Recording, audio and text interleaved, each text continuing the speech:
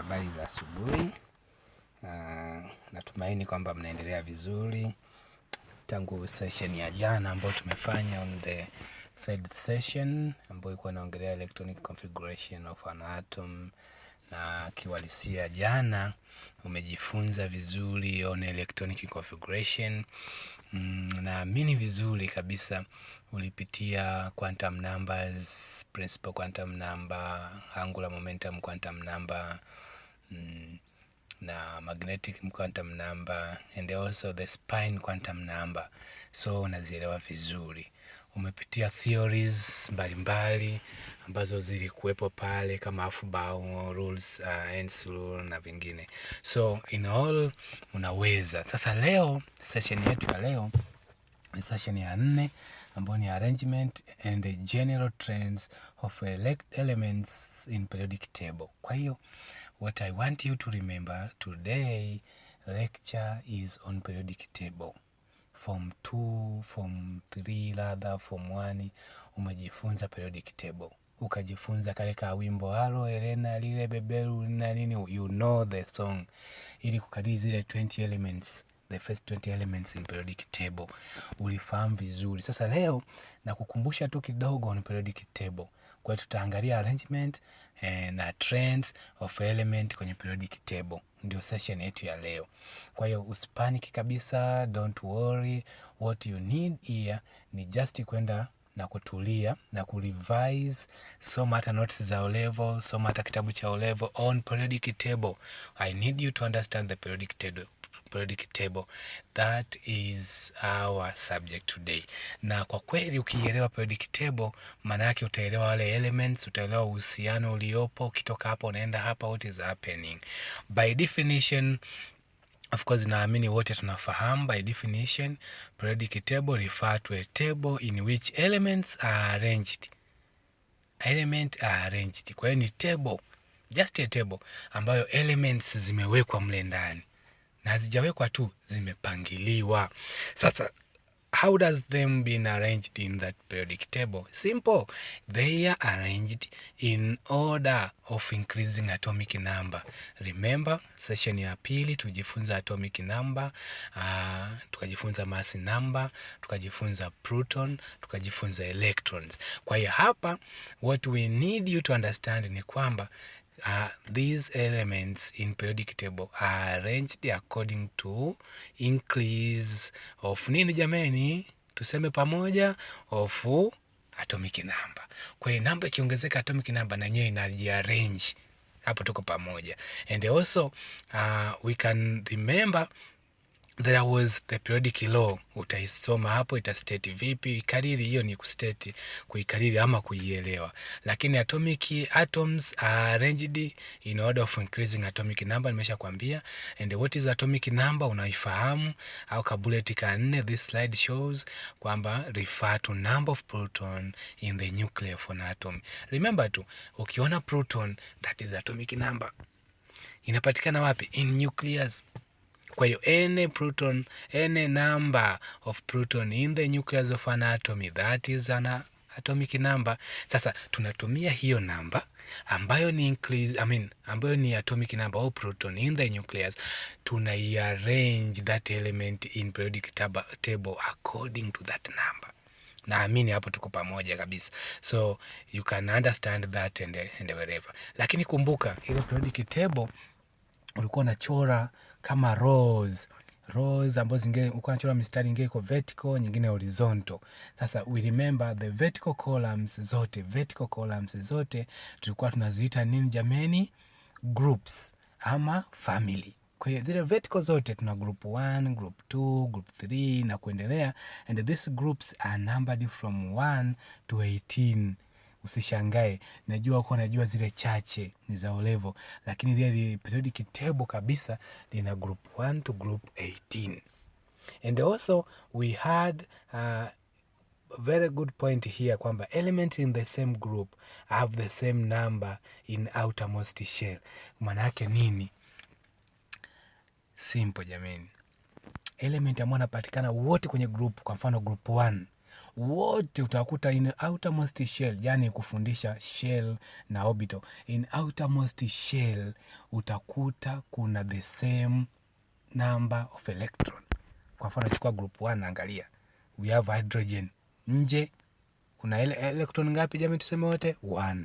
Tunakuja kuna sodium nje, kuna electron ngapi? 1. Kwa as you go down the group, number of electron in outermost shell ina remain constant, lakini kinachoongezeka pale ni atomic number. And also horizontal rows zile, kama vertical inaitwa group, manake horizontal rows mimi nakuona hapo ulipo, if you are very serious, umechora periodic table yako, umechora hata kama ni mbaya, sawa, wewe umepatia, wewe umekosea, chora tu, chora mradi upate vertical, upate na horizontal. Zile vertical ziite ni groups, na zile horizontal zote ziite ni nini jamani? Periods. Kwa hiyo horizontal zote zinaitwa period, na hizi period kuna period 1 up to period 7 ambako tunawakuta wenani nani kule.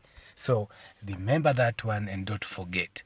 So that was just an highlight wewe kukukumbusha periodic table, lakini kwa kweli kama kweli umeshachora hapo, angalia mistari yote iliyolala vertical, iliyolala horizontal, yote hizo ni nini jamani? Periods.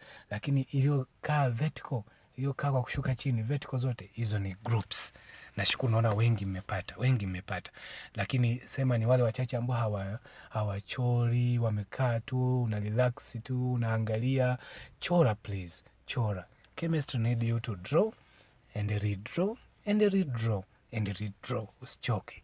So we have physical trends, so physical properties of periodic table. Physical properties or physical trend of periodic table.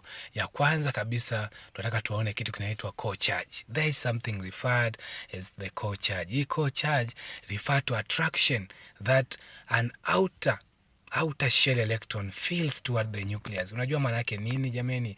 Chora shell ya kwanza, chora shell ya pili, chora hata shell ya tatu, alafu katika tuweka nucleus kama jana tulifanya. Sasa chukua electron iweke mwishoni kule kwenye shell ya mwisho ile ya tatu, weka electron yoyote, tuweka hata kadoti, andika hata E kama electron.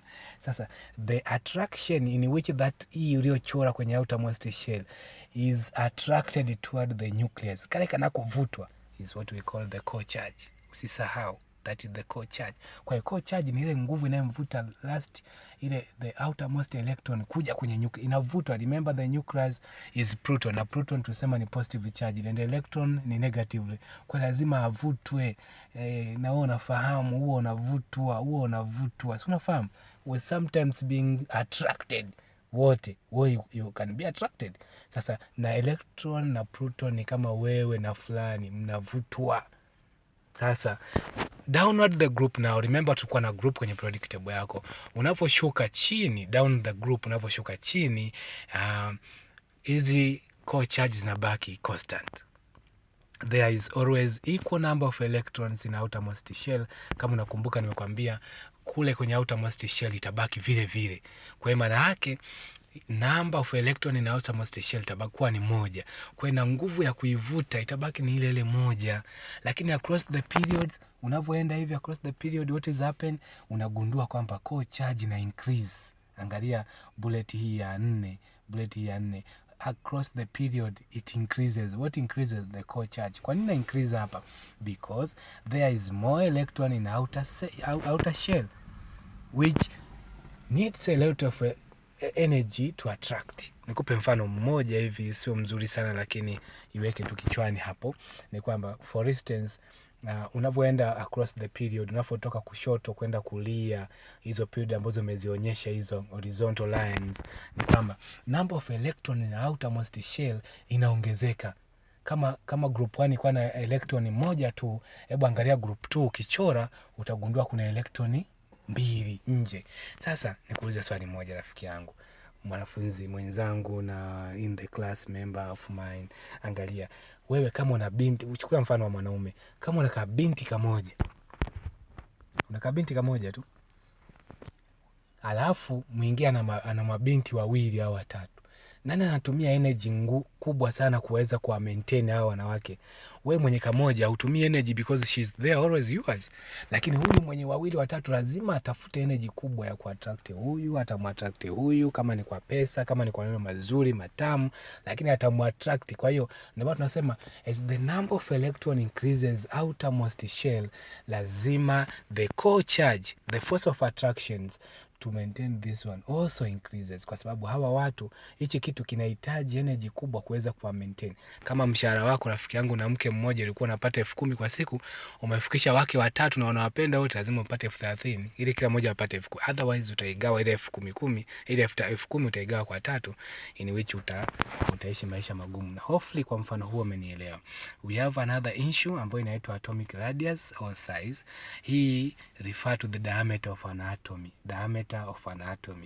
Hayo mengine utasoma tu, lakini this is diameter of an atom, just the distance. Sasa unaweza kaangalia hapo also downward the group, kutoka juu kushuka chini in the group, utagundua kwamba the radius au hiyo diameter of the atom or size ina increase unaposhuka chini. Kwa nini? Kwa sababu number of outermost shell zinaongezeka, maana yake number of atom pia zinaongezeka, number of atomic number imeongezeka. Lakini across the period utagundua kwamba the size inafanyaje jamani? Ina decrease. Sasa kwa nini na decrease hapa? Simple jamani, kama unakumbuka hapa juu tumeongelea core charge na tukasema unavyoenda across the period inavutwa zaidi, zile electrons zinavutwa. Kwa inavyovutwa kuja kwenye nucleus, maana yake na size inapungua. Ndio maana hapa nikasema there is an increase of core charge. The outer shell electrons are attracted closer to the nucleus. Kama una attracted closer to the nucleus, maana yake na ule ukubwa unapungua. Nafikiri hapo mmenielewa vizuri. Lakini we have another characteristic, physical characteristic, which is ionization energy. This refer to the minimum amount of energy. Minimum amount of energy. Hapo inaonekana kama M, lakini ni minimum amount of energy required to remove the highest energy electron from an atom. Kwa ikare ka minimum, yani ka energy kadogo ambao kanahitajika kuondoa the highest energy electron kutoka kwenye atom, hiyo inaitwa ionization energy. Sasa utakuja kuangalia hapo chini kuna ionization 1 2 3 4 na kuendelea, lakini tunachosema downward the group kwenda chini, ionization energy ina decrease. Unaposhuka chini, ionization energy ina decrease, lakini across the period hapa ionization energy always ina increase. Na utaangalia hapo, utaangalia the reason kwa nini ina decrease downward the group. Ni kwa sababu number of atomic number au size of atom ina increase, kwa sababu atomic number inafanya jamani, ina increase. Sasa utagundua ina decrease ile nini jamani, ionization energy, kwa sababu attraction is weaker compared na ile kule juu. Lakini across the period unaweza kaona there is an increase of core charge, kwa hiyo attraction is greater. Na kama attraction is greater, maana yake kumuondoa electron inahitajika uwe na energy kubwa. Sawa jamani, kwa sababu kama tumesema across the period, inavyoenda hivi kulia kwako, unavyoenda kulia kwako, number of electrons zinaongezeka, maana yake core charge pia inaongezeka kuzivuta zile electron kuja toward the nucleus. Sasa ukitaka kumuondoa yule tena electron pale, inakuhitaji wewe utumie nini jamani? Utumie energy kubwa. Ndio maana tunasema ionization energy ina increase. We have electronegativity, of course, refer to measure of ability of an atom to attract electron toward itself. Yani ule uwezo wa atom kuvutia, ku attract electron kuja kwake, that is called the electronegativity. Kwa jina nyingine inaitwa electron loving, love of electron.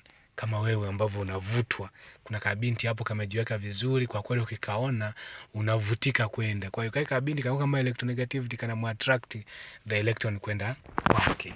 So that ability of an atom to attract electron toward itself then inaitwa electronegativity.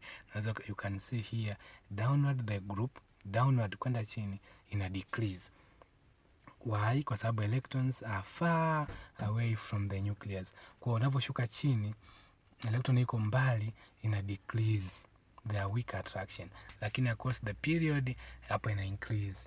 Sasa kwa nini ina increase across the period? Because of course the core charge imeongezeka na mambo mengine. So that was the physical characteristics of the atom element in periodic table. Kwa hiyo physical characteristics, but also we have the chemical now. Chemical characteristic hizi utazielewa na nakuomba uzipitie vizuri, kwa sababu these are reactions. Unahitaji hata nikufundishe sana wherever, kwa sababu you read the notes, you see what is happening, lakini kikubwa zaidi hapa ni kwamba ni reaction. Sasa nataka kupa tu mfano mmoja hapa of the diagonal relationship, where now this refer to the similarity between pair of different elements or different groups. Kwa mfano you have moja nikupe example nzuri, ni hii slide. You see you have the lithium kwenye row ya kwanza, you have the lithium, beryllium, boron and carbon, lakini kwa chini the second row unayo sodium, magnesium, aluminium and silicon. Unaweza kaona there is relationship between the lithium and the magnesium and also beryllium and aluminium, boron and silicon. Sasa hii ndio diagonal relationship, kwamba kuna mahusiano ya kikemikali on chemical reactions between the lithium and the magnesium and also between beryllium and the aluminium and also boron and the silicon. Hawa wanaweza kufanya reaction ambazo zinafanana, inaitwa diagonal relationship. So the reason for this is the closeness of the charge densities of their cation. Kwa ile cation yao, kwa sababu inakuwa closeness, inasababisha wao waweze kupitia vizuri. So we have the oxides. Unafahamu what is oxides? Mara nyingi unazipata kama something imereact na water, for instance unaweza kupata oxides. Sasa hapa utajifunza mengi, lakini we have acidic oxides, we have anionic oxides, basic oxides, acidic oxides and aphotelic oxides. Hivi ni vitu ambavyo of course utavipitia hapo. For instance hapo na metallic oxides ni kama hii hapo, ambayo ni basic, usually basic. Kwa mfano hiyo sodium oxide imereact na water, imeform hydroxide. Hiyo hydro halafu kuna oxide, maana yake ni hydroxide, ambayo ni sodium hydroxide. Here imereact na water kufuata sodium hydroxide. Magnesium oxide ambayo na yenyewe sasa hapo unaweza kuona imereact na hydrochloric acid, umepata magnesium chloride na water. So you can go on and so forth. Lakini hapo kwenye acidic also you can see you have the phosphoric acid hapo, sulfuric acid of course and perchloric acid. So yote hayo unaweza ukayapitia na ukayaona, na in case kwa kweli you can refer different books na nini kujifunza, na kuomba upitie vitabu mbalimbali ambavyo unavyo your notes na nini kupita on oxides, na ili uweze kuelewa vizuri. At the end now, hii slide ya mwisho inakusaidia wewe kuweza kufanya hayo mambo. Jaribu kuarrange hizi hapo in increasing atomic radius. Umeshajua what is atomic radius.